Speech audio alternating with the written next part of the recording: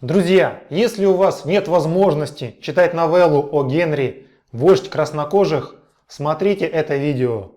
Это история о том, как два парня похитили ребенка с целью получения за него выкупа.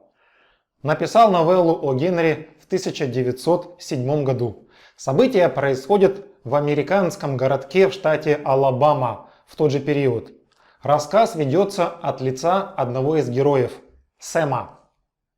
Итак, как-то нас с Биллом посетила гениальная идея – похитить ребенка. Нам нужны были деньги, ровно $2000. 600 у нас было, а нужно было еще 2000, чтобы замутить одну аферу с земельными участками. Мы выбрали нашей жертвой единственного сына самого видного из горожан по имени Эбенезер Дорсет. Сыну было лет 10. Мы решили, что отец без проблем заплатит нам 2000.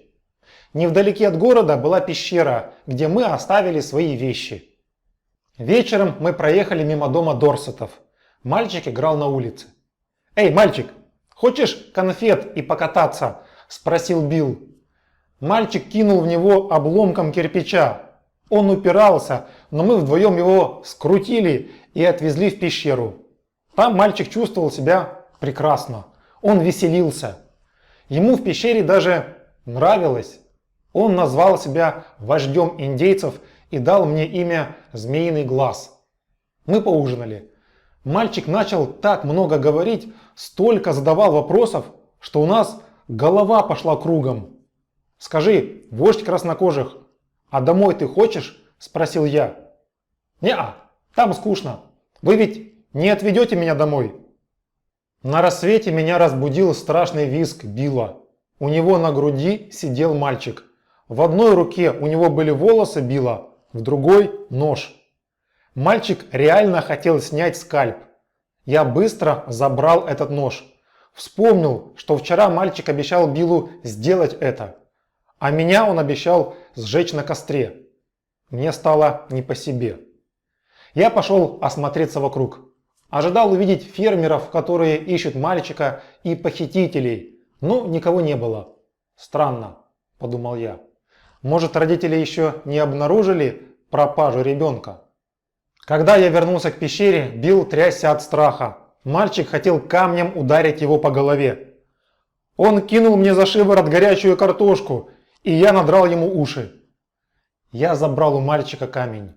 Биллу сказал, что ребенка никто не ищет. Может, родители думают, что он ночует у родственников или соседей, предположил я. Вечером мы напишем письмо отцу с требованием заплатить $2000. Вдруг мы услышали дикий крик мальчика. Он крутил над головой пращу. Камень попал Биллу в голову, и он упал. Когда он пришел в себя, то спросил: «Сэм, знаешь, кто у меня любимый герой из Библии? Царь Ирод». Друзья, царь Ирод прославился тем, что убил много младенцев. Я подошел к мальчику, сказал, что если он будет плохо себя вести, то сразу отправится домой. Мальчик все понял. Я сказал ему помириться с Биллом и попросить у него прощения. Он так и сделал. А сам я пошел в деревню узнать, что там слышно о похищении.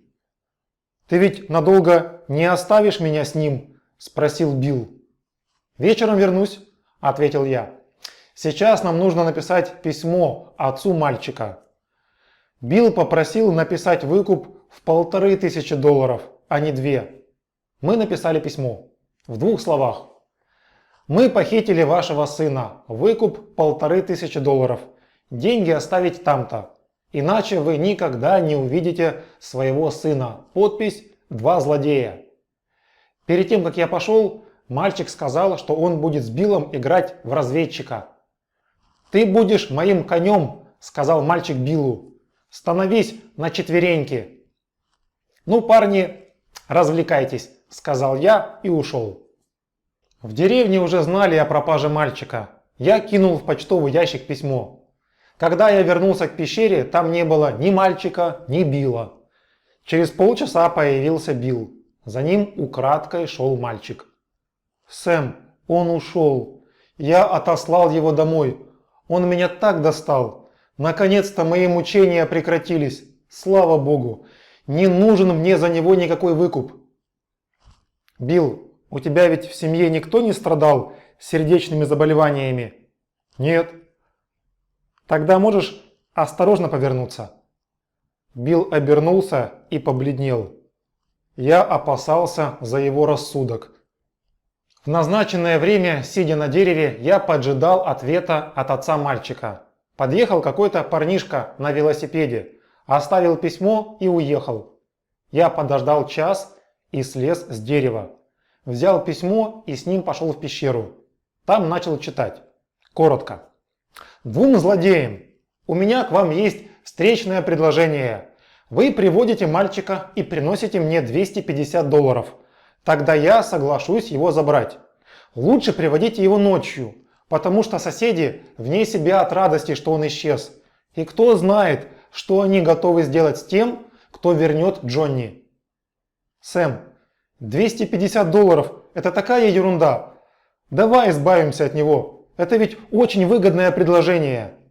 В ту же ночь мы отвезли мальчишку домой. Наврали, что отец купил ему винтовку, а завтра мы вернемся, чтобы пойти вместе на охоту на медведя. В полночь мы передали Джонни и деньги отцу мальчика. Как только он догадался, что мы не вернемся, он вцепился в ногу Биллу и не отпускал его. Старик отцепил его и сказал: «Ребята, у вас есть минут 10, дольше я не смогу его удерживать. Бегите!» Мы бежали так, что пятки сверкали. Вот такая история, друзья.